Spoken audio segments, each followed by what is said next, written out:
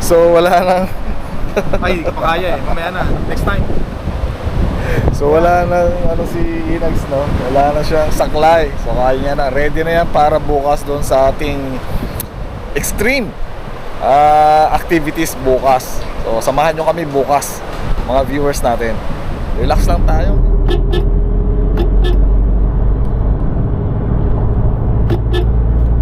Hello, good day mga ka-Onyx.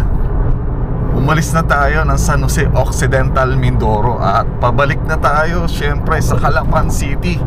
At sa pagbalik natin sa Calapan City, sumama sa atin si Inags. Ayan. Ayun.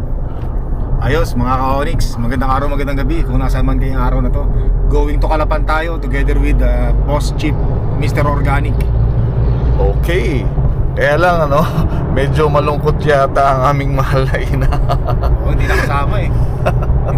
Medyo hindi kailangan gumaling muna kasi hindi pa 100% magaling yung nararamdaman na ni nanay.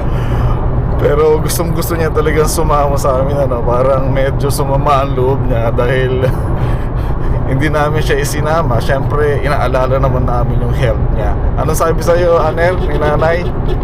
Ayaw niyo daw sir isama sir. Hindi naman po sa ayaw nating isama mga ka-Onyx.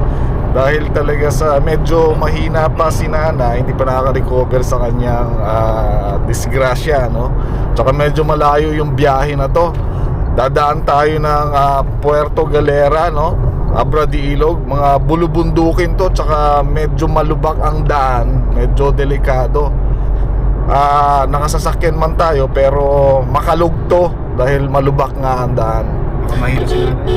Baka mahilo si nanay, tsaka mahirap na. Medyo may edad na rin kasi, 83 years old. Tapos ganun yung kanyang sitwasyon ngayon. Kaya hinayaan na muna namin magpahinga siya. Anyway, tayo ay dadaan din ng Mamburao dahil pauwi na tayo sa Calapan City, Sinabay na natin si Inags para makabakasyon siya. And may transaction pa tayo sa Mamburao. Eksakto rin naman na nandoon yung aming kapatid, si Mr. Engineer. So baka i-meet namin dahil dadaan din naman kami doon bago dumiretso ng Calapan City. Yung mga nakikita nating pabahay mga ka-Onyx ay dito nakatira yung aming kapatid si Mr. Engineer.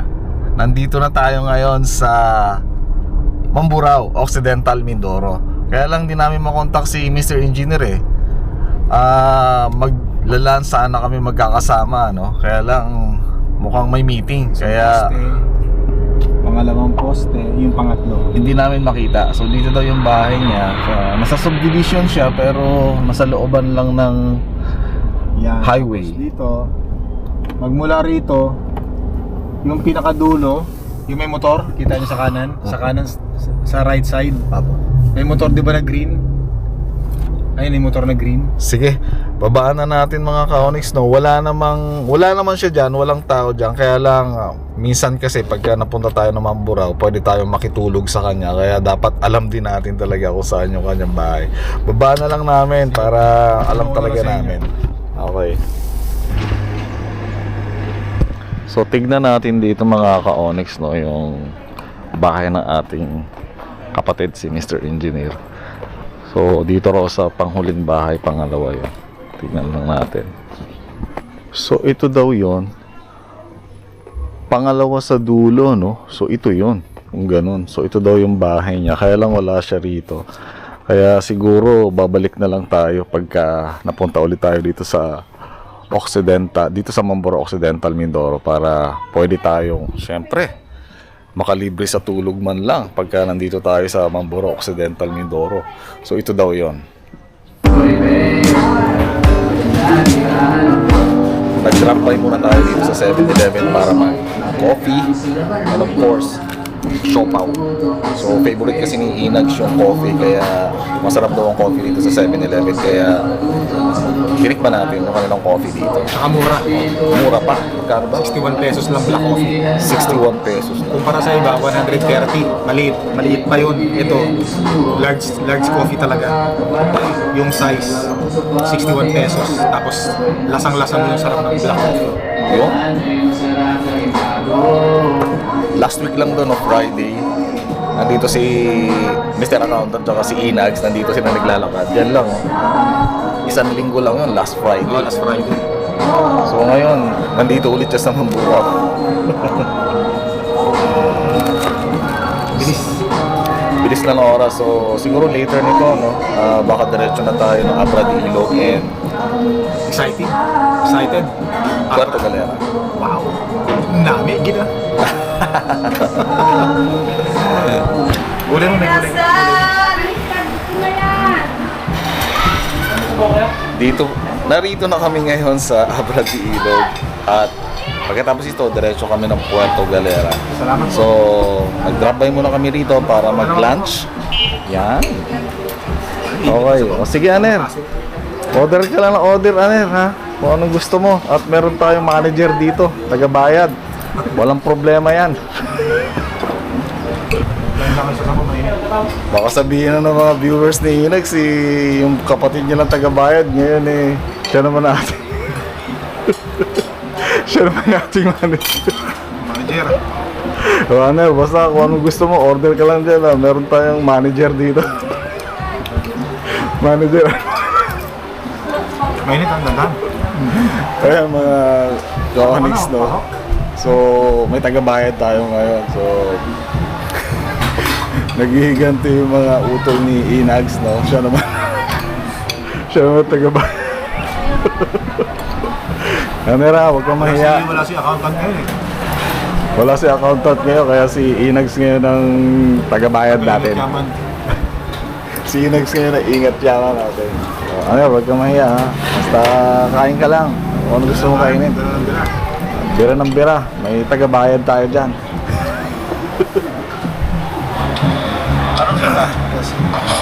O yan, mga ka-Inags, mga ka-Onyx. So, ang ating Mr. Accountant. Yung ating taga-bayad ngayon, ha? Ayan, tingnan nyo, ha? Busog kami. Sold. Sarap. Ang hindi lang masarap dito yung magbayad. Sarap kumain, mahirap magbayad. Hindi, joke lang. Hindi naman. Hindi lang yun. So ngayon naman, ipapakita naman natin, no, na hindi lang lagi yung mga kapatid ni Inags yung nagbabayad, no, para sa kanila. Ngayon naman, siya naman magbabayad. Ay, syempre Yan. naman. Pabubunutin natin yan, no, mga ka-Onyx. Tatlong laing po, dalawang isda. Tapos isang 120 na chicken. Apat na kanin. Tapos 4 na kanin po.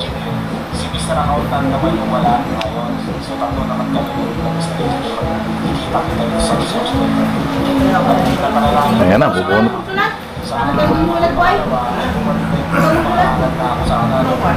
O Inags, bunot na.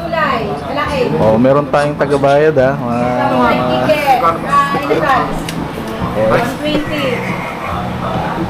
Bakali pa rin ang hangin. O yan ang ebidensya, mga viewers natin, bubunot na yan. Ilan nga po kanin? 4 na kanin. Ayos, sige po. Total is 310. Parang hirap bunutin. Bakit na lang? Hirap bunutin. Dalawang isda, tatlong laing. Nasanay kasi sa Mr. Accountant, na tagabayad, ano. Kaya parang hirap magbunot, Yan, kita niya yan. Okay. So, ayos. Nabusog tayo. Bayad na tayo. Pwede na tayong lumarga ulit.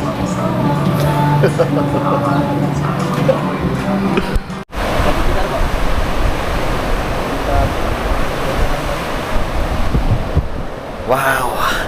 So, nag-stand Drop by lang kami dito sa tabing dagat. Nagre-relax, nagpapahinga. So para matanggal na mo yung stress natin bago tayo dumiretso sa kabundukan ng Abra de Ilog at ng Puerto Galera. Siyempre, para relax tayo, no? Kumipis na ako. O, kumusta na yung paa mo? Ayos naman na. Ayos, oh. Nilalakad Ayos. ko na. So wala nang Ay, hindi ko pa kaya eh. Mamaya na. Next time. So wala na ano si Inags, no? Wala na siyang saklay. So kaya niya na, ready na yan para bukas doon sa ating extreme activities bukas. So samahan nyo kami bukas, mga viewers natin. Relax lang tayo, ang ganda rito, oh. Tignan nyo naman yung karagatan. Yan. Wow. So naglalanghap lang kami ng sariwang simoy ng hangin. Whew. Talaga namang napakasarap.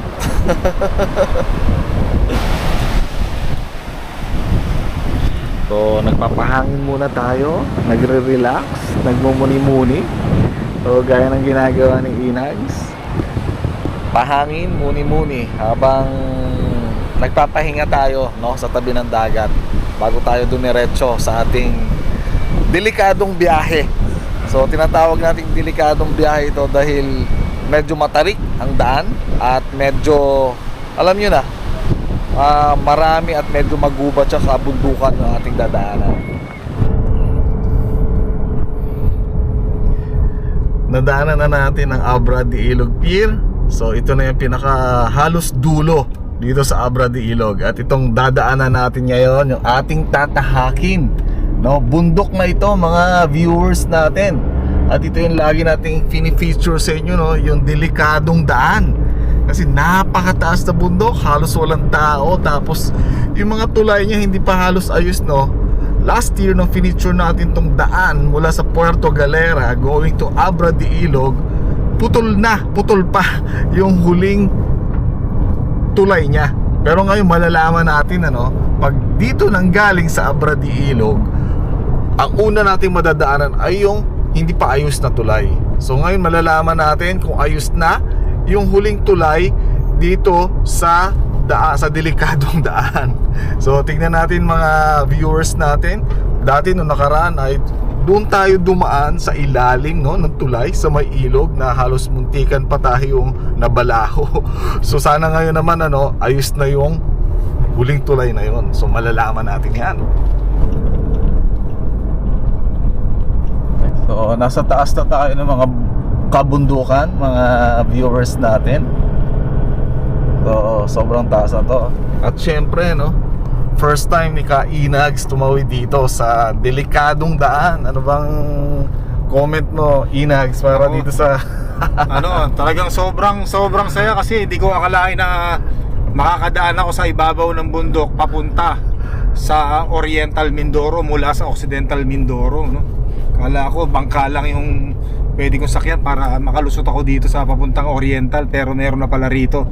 Tsaka hindi lang yun, sementado na yung daan dito. Karamihan ng daan sementado na. Pero meron ding mga lupa, pero kahit pa paano, hindi 100% lupa yung dinadaanan natin. May sementado na. ang maganda pa ron, pagdating natin sa Oriental Mindoro, Puerto Galera na. Uy. Yung ating babagsakan doon. Yun ang maganda ron, syempre. Exciting, tambay.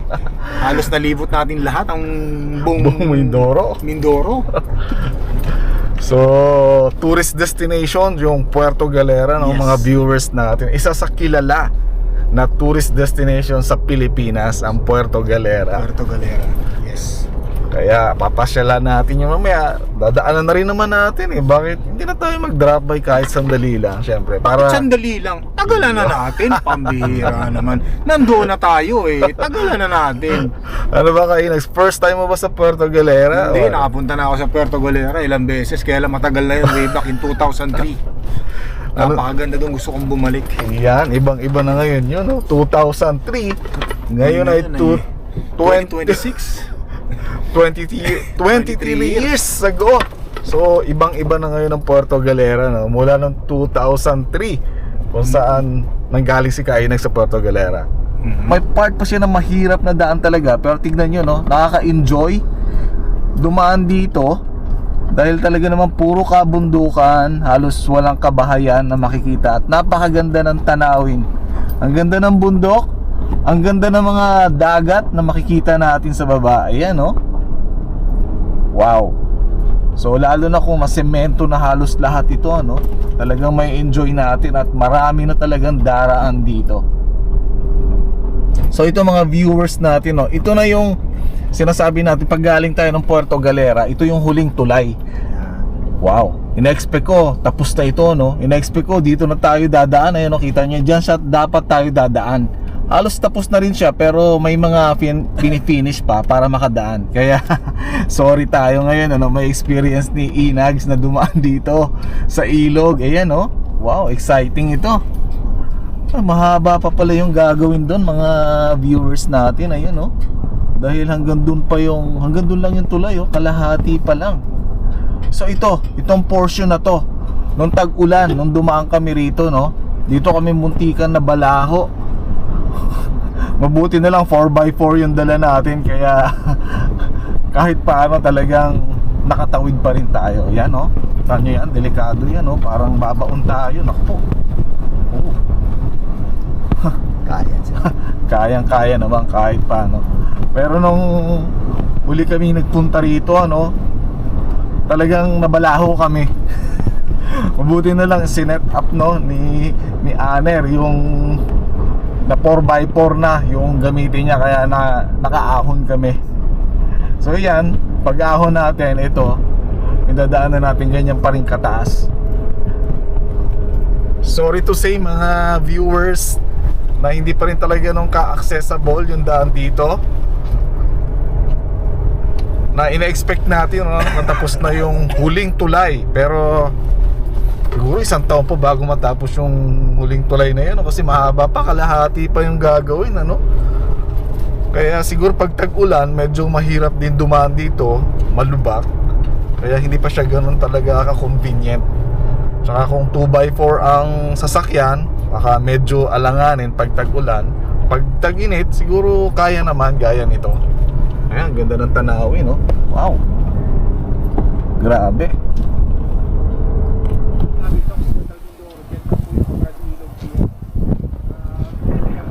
Ang ganda ng tanawin, mga viewers natin, no? Enjoy na enjoy, no? Si Kainags, no? Dito sa tuktok ng bundok mula Abra de Ilog going to Puerto Galera. Ayun, no? Kita niyo yan, no? So, panay ang vlog niya, no? Kung titignan natin mga ka-Onyx, ano, talaga namang napakahirap ng daan dito, pero napakaganda ng tanawin, no? Napakaganda ng tanawin dito. Kitang-kita mong kabundukan, mga palayan, ilog, dagat, kumpleto. Kaya kahit delikadong daan, mahirap na daan, pero sulit naman talaga, no? Sa kasalukuyan, nandito kami sa pinakatuktok ng bundok, no, ng daan dito sa Puerto Galera at ng Abra de Ilog. So talagang wow, parang ang sarap pa ng hangin, grabe. So enjoy na enjoy yung grupo natin. Tingnan niya si Kainags, talaga namang enjoy na enjoy.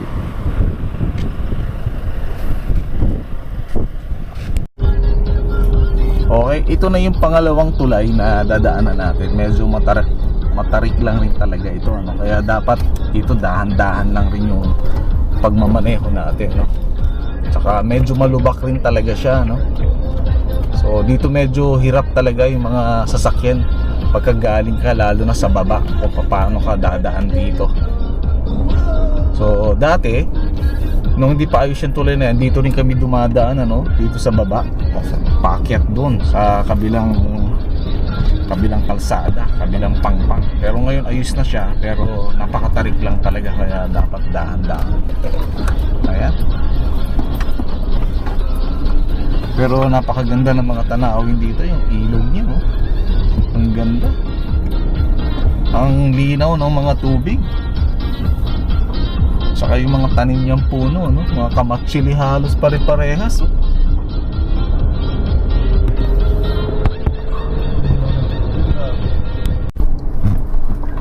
Ayan mga viewers natin, no? Isa ito sa mga mahihirap na daan dito.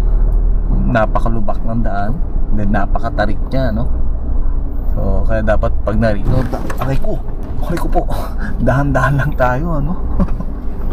Ayan, oh. Grabe. Hirap.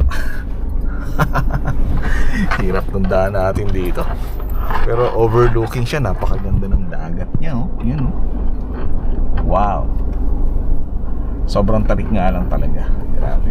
Mga viewers natin, oh, isa ito sa mga pinakamahihirap na daraanan natin. Ang kipot niya, tapos parang nag-landslide pa yata yung mga gilid niya, no? Tingnan niyo yan, no? Then talagang napakatarik niya at napakalubak. Kaya talagang dahan-dahan lang dapat dito sa pagmamaneho natin.